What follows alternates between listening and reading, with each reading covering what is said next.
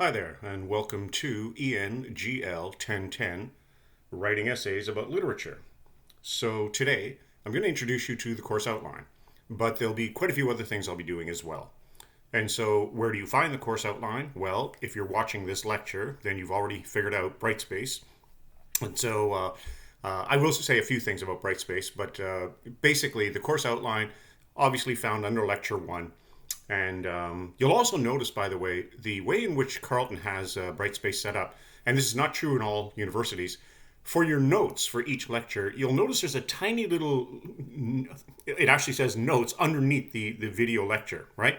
So if you hit that, that'll also give you the note. It'll give you the course outline and everything else, all right? Anyway, that may not be true for the first lecture, but after that, they all fall into place. Oh, and another thing before I actually get into the course. You will notice as well on a couple of lectures that there's an actual YouTube icon. Please make a note of this right now. Do not go to YouTube to get any of my lectures. The YouTube lectures they're old, they're out of date. And so the only reason why I uploaded the videos the way that I did is because Carleton hadn't implemented a better system for large files. So I figured I'd go to YouTube, do it that way, then upload, whatever, it doesn't matter. But don't use don't use videos that are actually at YouTube, okay? Like I said, they're out of date, right? Oh, I should mention one other thing about being out of date other than me. Basically, today I look tanned because this is the last lecture that I'm taping. I actually taped the course already, and then I wanted to make sure that I was up to date on everything for any changes that might happen for the upcoming term. So that's why I look a bit different. All right, but anyway, all right. You'll see what I mean in lecture 2. All of a sudden, I'm pale. Okay, so the course obviously is online. Right? And so, as I said, if you're watching this lecture, you've already figured out a few things on Brightspace.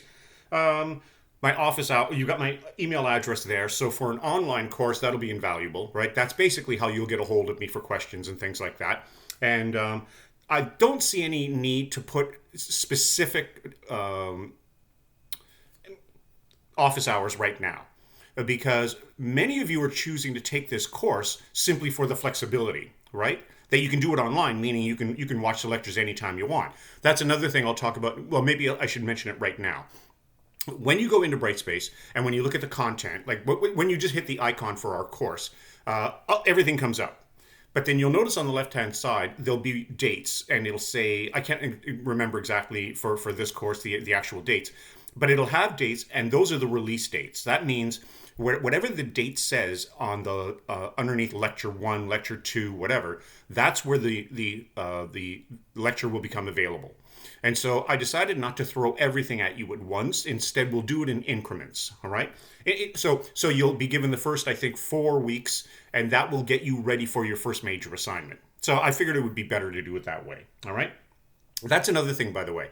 Try not to email me about Brightspace and all that. Play around with it a bit. And once you play around with it a bit, you'll start to see all the tools that are there for you, the files that I've created. I've got not only the lectures, but I also have some files. I think I call them quick reference files. Information that's somewhere in the lectures as well. But I figured, okay, those ones would be handy for you to just have as a quick reference. All right? Anyway, so as I said, go in, look at it, play around with it. You'll see. And so, like I said, so for office hours, basically we'll leave that open for now. Maybe a pattern will emerge where I'll see, okay, maybe this day works really well. But feel free to email me if you have concerns. And you probably won't until around week 3. That's usually the way it works. You'll see what I mean, all right? All right. And then, there's a handy little note there at the end of the first block where it talks about the academic year, withdrawal from courses. Those are the kind of things I wouldn't include in our course outline. But if you need to know information like that, very handy website there. Okay, so as I said, I'm almost going to read word for word now. The course will be offered online. So video lectures, class notes, the other files I just mentioned. The course is already set up. Like I've already done all the work. So as you go in, you'll start to see certain things, okay? And a couple of things that we should mention. First of all, You are still expected to make additional notes as you're going through the lectures. So please do that because that'll come in handy for little things later on, such as a quiz that may come up. Don't worry, I'll explain all that as we go through, all right? And then, yeah, so the primary reading list. You don't have to buy anything for this course. Nothing. Zero. There are 4 readings, mandatory readings, that you can find in Brightspace. And so the only thing you'll need to know, once you hit the icon for Brightspace and you see our course is there with all the lectures and everything else, the only other thing you need to worry about is the nav bar, navigation bar at the top, and hit the button that says Tools. Okay, it's not a button, but anyway, you know what I mean, the icon. And it says Tools. The only 2 things you will need, other than the obvious material for the course, will be ARIES, which means Automated Reserves. That's where you'll find all of your readings for this course. Everything. Everything is there for you. Okay? Jazz hands. Everything is there for you. All right? Then your assignments. So there will be certain dates and times where your assignments will be due. I'll talk about that later on as well. And then the portal will be open until those times, except for the quiz. And the quiz, I'm going to do something a bit different. All right? For the quiz, there's 2 different quizzes that you're going to do throughout the term, based on grammar, based on stuff that I will have talked about in the class. Again, don't email me it'll all be explained as we go along. But the quiz component, what I figured, I'm going to give you extra time on that. So you'll have a whole you'll see when you go into the quiz component, you'll see how much extra time you have. There's plenty of time to get it done. All right. And let's see what else. So you need ARIES. And like I said, once you hit that, boom, every reading comes up that I will refer to in the course. Okay, almost every. I'm talking about secondary material as well, research stuff like that, which we'll get into later on. All right, and then your assignments. And so, in other words, don't purchase any books for this course. Now, it is true that there are suggested texts on the course outline, but that's really only there, to. Basically, the department wants us to at least have, some possibilities if you feel the need to go out and buy extra books. But you won't find them in the bookstore. So the ones that I've chosen, if you think you need extra work or extra help, there's a glossary of literary terms there, which I really don't think you'll need for this course, because that's more rudimentary. Then there's a book called Essay Do's and Don'ts. That's a really popular one that's being used nowadays. That's more for style and grammar and things like that. All right? But again, don't worry about buying them, okay? Everything you need is provided at Brightspace, all right, in ARIES. And so, obviously then, this is an intensive writing course focusing on the formulation of a literary essay. And when we say literary essay, what we really mean is a essay about literature, okay? Not literary, so, and I say about literature. And one other thing, this is not an ESL course. So even though it says English, I'm not teaching you English, like the English language, all right? That's been a problem in the past. So make sure that your English is at a certain proficiency, okay, to be able to write at the university level. And I'll know, by the way, there's many ways I can find out about certain other things, such as plagiarism and things like that, which we'll talk about in just a second, all right? I'm not sure how long we'll go today. We're already 8.5 minutes in, so maybe half an hour, maybe 40 minutes. We'll see. So for this specific course section, okay, we'll be looking at short stories only. I figured, why ask you to read novels when, time is short. It's a short course. So I'm not going to ask you to read novels. Instead, you'll have to read 4 short stories, all right? And then, and obviously then I will discuss, in the lectures, I'll talk about them. And show you ways to get into the literature, to get an angle, an argument, what have you. And that's one thing I'm really focusing on and stressing in the lectures is argument. You'll be writing arguments. So this is not going to be like what you did in high school, where you basically gave almost a summary or what have you. That's not what we're looking for here. And again, it'll become very clear once we get into the lectures. So what exactly does that mean? Well, you'll be asked to develop an argumentative thesis, okay? Then you'll be expected to have a certain standard for grammar, syntax, all right? Like choice of words, etc. And then, there it is. Basically, you'll be citing from sources, both the primary and secondary. Okay, if you want to get a high grade, that is, then you'll be utilizing secondary sources. Secondary sources are not mandatory in order to pass the course. Let me say that again. Secondary sources are not mandatory to pass the course. But if you want to get a high grade, secondary sources will be they will be essential, right? They will be expected. Okay. And then, and again, like, don't worry for now. I'll show you how to do all that. I'll show you how to incorporate, secondary material into your essays and all of that. We'll get to all of that. I mean, we've got 12 weeks, right? Lots of time. Okay, 11 after today. So, and then there it is on the use of Brightspace. Everything you need. I got a bit ahead of myself there, but I just wanted to make sure everyone understood. So there it is, Brightspace. Everything you need is there. Everything you need is there. You don't have to go out and buy anything. Now, and then the separate files as well. Okay, play with it. Just see. All you have to do is go in for 10 minutes and see, okay, there's everything. You hit the quick reference files, boom, and boom goes the dynamite. Okay? I don't know if you've ever heard that phrase before or not. I will not post grades at Brightspace. Simply because I'm going to be doing quite a bit of feedback for a course like this. So I want you to read the feedback. I don't want you to just look at your grade and think, okay, I'm either happy with that or I'm not happy with that. The idea here is to improve. Okay? And so yeah, I will not post grades at Brightspace. All right? Well, I mean, I shouldn't say that. Brightspace will automatically upload certain grades, right? But for instance, when I do feedback for you, I will, instead of using Brightspace for everything, there will be 2 assignments in particular that I will download, print off, and then handwrite on them. And those are your outlines. Your first outline and your second outline. And I'll get into all, like, everything you're expected to do in just a second.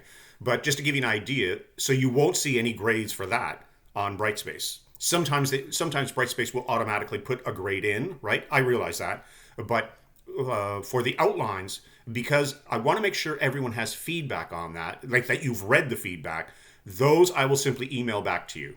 So you won't see them on Brightspace. But you will submit it to Brightspace. Okay?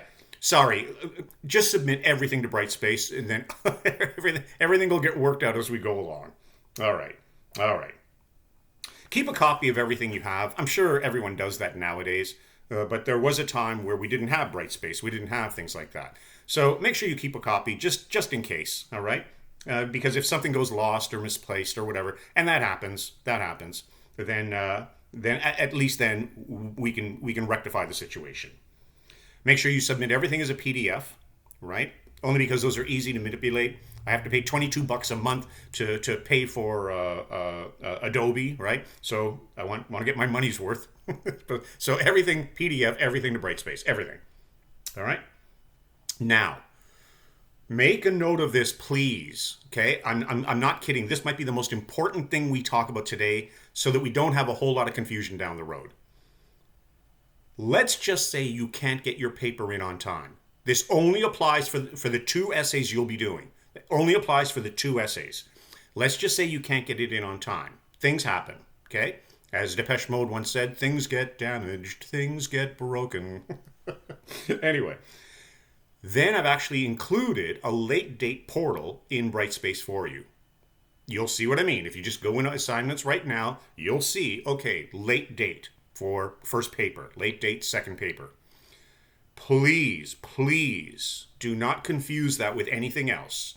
Your outline must be in on time. Your grammar quiz must be done in the open time that I've given you. But with the papers, sometimes, because the papers, there's no way I could have avoided this. Your papers are due like at the midpoint of the class and at the end, right? Of the course, I should say, and at the end. And of course, that's usually the case for almost all of your other classes. So what I would suggest is most people will take advantage of the late paper on the second paper, figuring, well, they've already had all the feedback they needed. So I would suggest try and get your first paper in on time. That way you get the feedback you need in order to then start tackling the second paper. Okay? All right. So that's why in bold, the policy does not apply for outlines or quizzes. Good. And we understand? Good. All right. And so, yes, as it says in bold there, you have an automatic extension on your paper.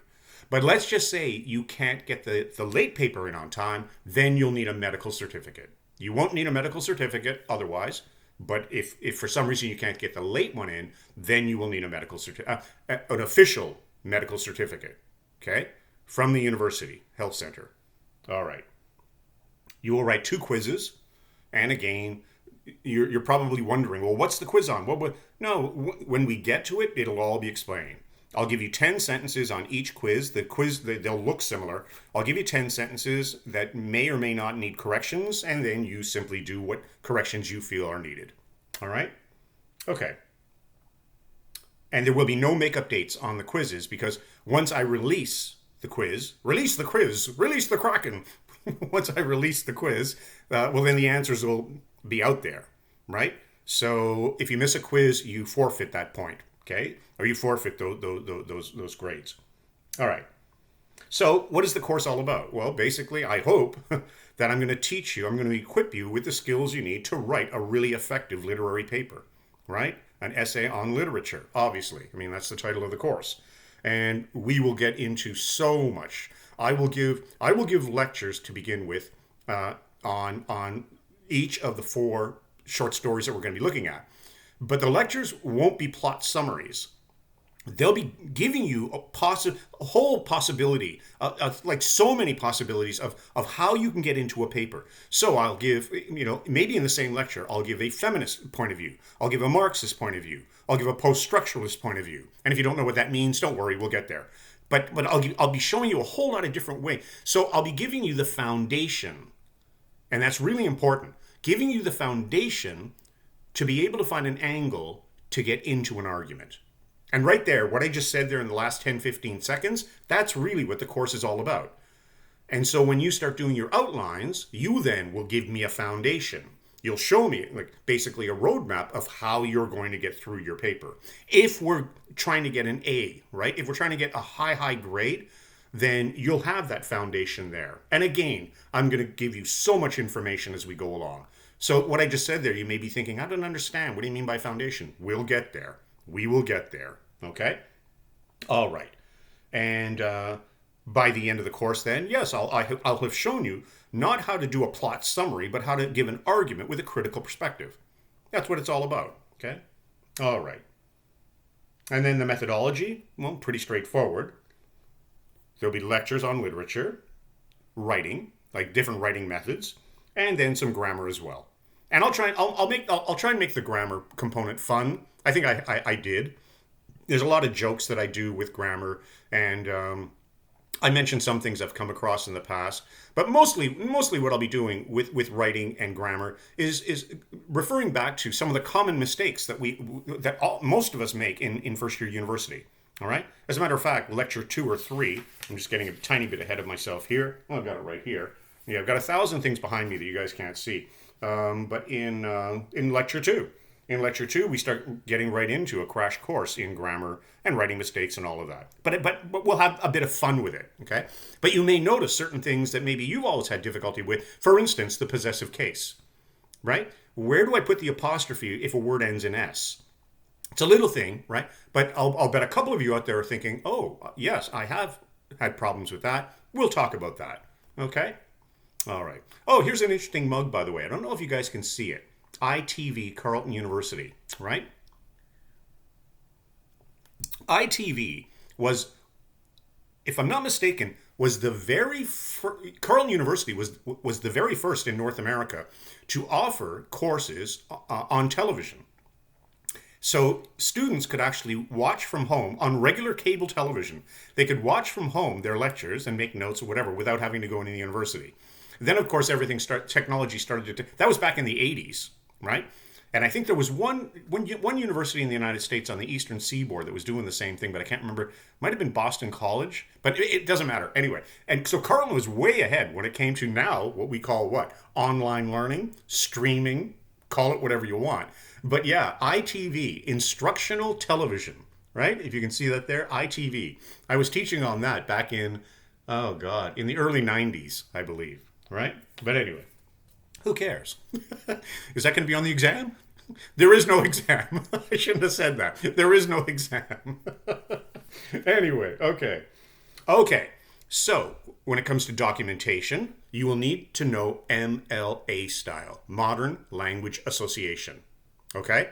Again, that's my job. That's my job to show you. We'll get there. And so if you have any questions on documentation, so many different things, type in at your favorite search engine, whatever, to Google, whatever, OWL, okay, OWL, Purdue. Purdue is a university in Indiana, and this is considered maybe the best documentation website in English in the world. Okay, that's the one. I know each university has their own. Each university English department has their own. Okay, but that's the one to go to for kind of universal. Like, let's just say you end up doing graduate work somewhere else. That's the one to use. All right. Okay. The grading then, there will be a quiz component. You'll have 2 quizzes, each worth 2.5%, which adds up to 5. Then you'll do your first outline, and you'll be prepared. As I said, the first 4 weeks of information are already available for you. Like, if you're watching this lecture, the first 4 weeks, they're all set to go. All right. After that, I can't really remember how I broke it down. And so if you wanted to, you could get way ahead. All right, and get on your first outline, but make sure you watch the lectures first. The outline I'll be looking for will probably not be what maybe you would submit in high school. Okay, this isn't high school. We're not in Kansas anymore. I won't even give you the reference there. Someone email me quickly after you've watched the lecture just to tell me we're not in Kansas anymore. No, okay, I'll save 35 email. It's Wizard of Oz, right? Dorothy talking to Toto, her dog. Then we'll have your first paper, short paper, 3 to 4 pages. And do me a favor, don't ask me for word counts, and don't ask me for rubrics. I cannot stand that word. Okay, that's a high school thing as well. A rubric. Can I have a rubric? No, you can't. I've given you all the information you need. Like in other words, 2% for grammar, 5% for style. Like, I have no idea how people grade like that. So you'll have your first short essay, 3 to 4 pages, and that'll be worth 25%. Then you'll have your second outline, and then the final paper. So not too many assignments. To pass, it is very easy to pass this course. Very easy. But if you want to get a high grade, you'll need to put some work in. And you'll see what I mean. You'll see what I mean as we go along. And so there's now we're getting into some nuts and bolts here. I don't think I want to take too long on that. Yeah, grades and things like that. This is really really academic now. Grades being finalized and approved by the dean. I have to include stuff like that in the course outline, but I wouldn't worry too much about that. It's pretty standard practice. Plagiarism, okay, or academic dishonesty. Maybe I'm not allowed to call it plagiarism. Maybe that hurts people's feelings. But academic dishonesty. And so most of us know what we mean by academic dishonesty, taking someone else's work and passing it off as your own. The nice thing about a course like this is, unlike other courses, you don't have to paraphrase at all in an English essay. Okay, in a literature essay, you never have to paraphrase. There is no need for paraphrasing, and I'm going to get into that in the lectures. I know if you were taking sociology, psychology, yes, of course, then you have, but we don't have to worry about that here, so let's not worry about that at all. Okay? When we get into it, you'll see what I mean. Now, a few things here don't really apply to us, but I do have to have them, okay? Just for the sake of academic rules. All right?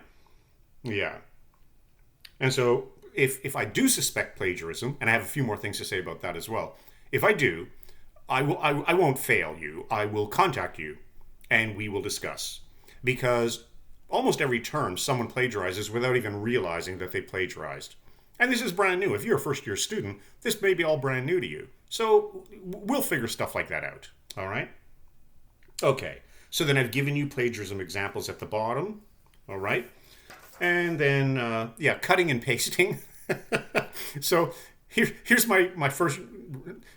I'm not even sure if I should say this or not, but if you are going to plagiarize, do it properly. I'll get papers where people have cut and pasted, and it's like, this is so obvious. It's in a different font. It looks totally different. Just don't do it, okay? Now, the other thing, and obviously this is new, is artificial intelligence, right? And so if I suspect any use of Chat GPT or any other kind of AI generated material, then I'll be asking for a meeting with you as well. And I received a paper just about a month ago from Chat Sonic. And at the end of the paper, it actually said, written by Chat Sonic. Like, anyway, so let's avoid stuff like that, because even though there's a lot of models out there that you can utilize, to generate AI, there are a whole lot of websites I can use as well to figure out if you have generated or have used something from AI. All right, I think you know what I mean by that, right? I attended. I shouldn't say I attended, but how would I word this? Like, I was at the computer in a conference, okay, from Austin, Texas, and that's exactly what everyone was talking about. Basically, all right, this is the new world we're in, and of course they'll be everyone will have to adapt. There'll be change and everything, but as I said, be careful, because there are tools now that I can use as well. Okay, all right. Anyway, internet sources. Now, let's not worry about that too much for now. Let me just say that by the end of this course, you will not need to worry about internet sources ever again. Because if you follow everything we're doing, then you should be able to go and find a peer-reviewed academic journal article in the library or any university database. And if it's peer-reviewed, you know that it's acceptable. Like, you don't have to email me. But if you email me saying, well, I found this paper online, but there are no page numbers and there's no authors. Well, by the time this course is finished, you shouldn't be even thinking about emailing me a question on whether you should use that or not. The answer is obviously no. You cannot use that, because if it is a peer-reviewed academic journal, there will be authors, there will be page numbers, there will be everything you need to create a works cited, which again is kind of like a bibliography, but we'll get to that. That's the MLA term for it. And so, yeah, you shouldn't be emailing me saying, well, I have this document, there are no page numbers, can I use that, or how do I sort? No, you shouldn't be. Not by the end. I shouldn't even say by the end of the course. You shouldn't be even thinking about that by the end of your submission of your first paper. I will have taken care of all of those questions by then. All right? Good. Okay. Oh, and there it is there. There it is there. I'm almost reading now. I created this outline thinking about these things already. So there it is. Okay? Yeah, by the time of your first submission, you will already been taught how to locate a proper source and all of that. All right? All right. As a matter of fact, in week 2, 3, I can't remember, it's either week 2 or 3, in lecture 2 or 3, where I have a library cheat sheet. And actually, if you just go in and look at that, you'll see, oh, okay, that's how I do this, that's how I do that. All right? With an online course, it's not like I'm going to ask you to come into the university to give you a library tour. So instead, I worked around that. You'll see. You'll see.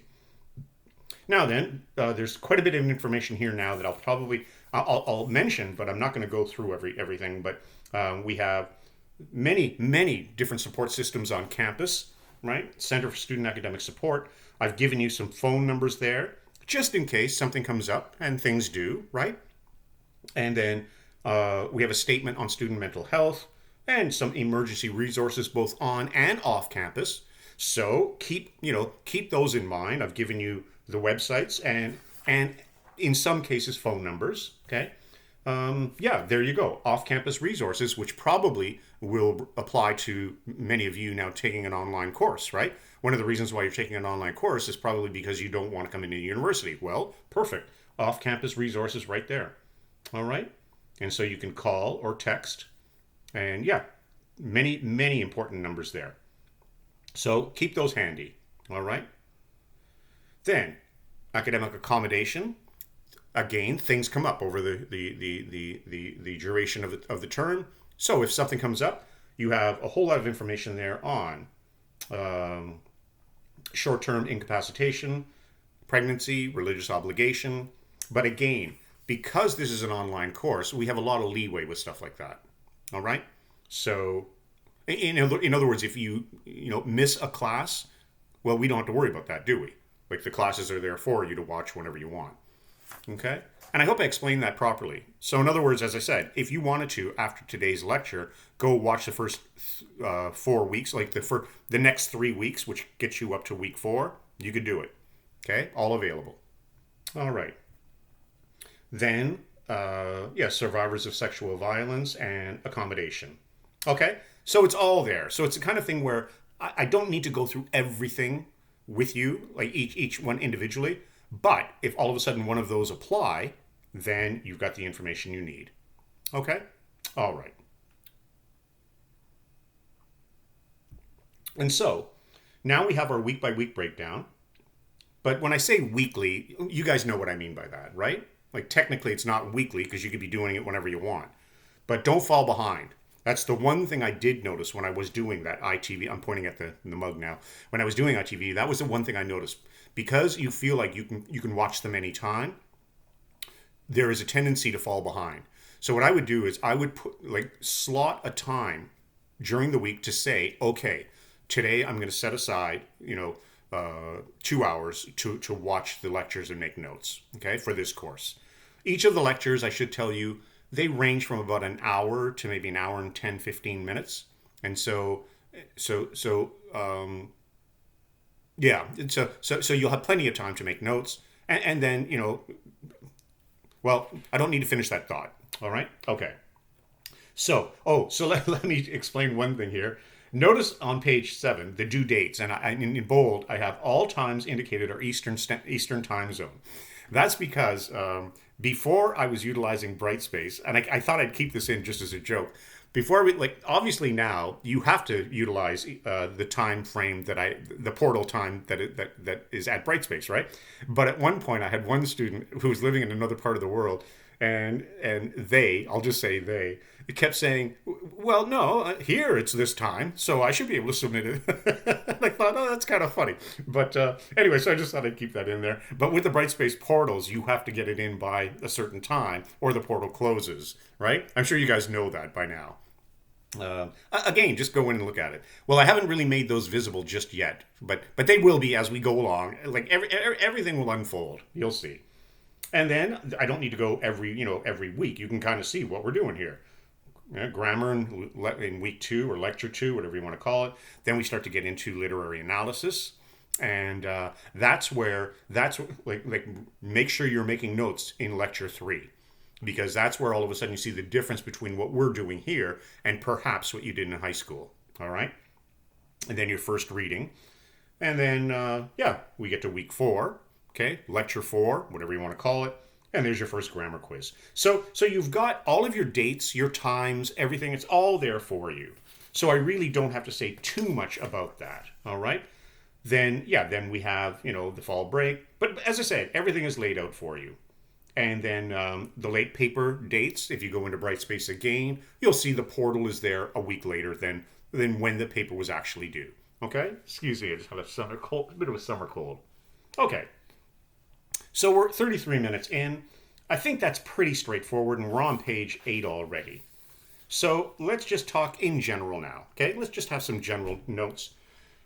For the subject of your essays, try not to give plot summaries, okay? That's number 1. Don't quote at length. Instead, what I mean by that is don't give block quotes, okay? I don't know if you see the hands there. Don't give big block quotes, all right? We don't need to do that for an essay in prose, meaning short stories, okay, or even novels. Instead, blend smaller quotes with your words. And I'll stress this in the coming weeks, okay, or in the coming lectures. I keep saying weeks. I guess time doesn't exist in the same way we think when we're in class. So blend quotes with your words. Avoid explanations of symbolism, and I'll get into that. I will get into that, all right? Instead, okay, maybe you might use a symbol to argue why they enhance an underlying theme, rather than just saying, this symbolizes whatever. And again, I'll be getting into that, because I know that's something that's a handy way to get into an essay in high school. I realize that, okay? So we want to start doing something more sophisticated, all right? Make sure you document your sources, but again, I'll be showing you how to do that. Okay? And make sure, at the bare minimum, you at least quote from the primary source, meaning the short story, when you hand in your essay. That's the bare minimum. I've actually had students who would hand in papers and there are no quotes whatsoever. And so I cannot pass a paper like that because that simply is more of an editorial than it is an essay. So make sure you, at the very bare minimum, you have quotes, direct quotes in quotation marks and documented properly from the short story that you were utilizing. When you're doing your essays, by the way, only work on one essay. Don't do a comparative analysis, and I'll be talking about that too. You want to avoid comparison essays, okay? Always, unless your specific instructor asks for one, all right? And I'll talk a bit about that in the course as well. At this level, you don't need biographical information. I mean, when I start talking about the yellow wallpaper, for instance, we know that she went through many of these things. So by giving me an essay on that's Gilman, we know that she went through postpartum depression. So, okay, there's no need to actually explain all that. Not in a first year paper. But maybe the fact that she is going through that will lead to an argument that you can come up with. And so, okay, your papers should have an argument that you create on your own.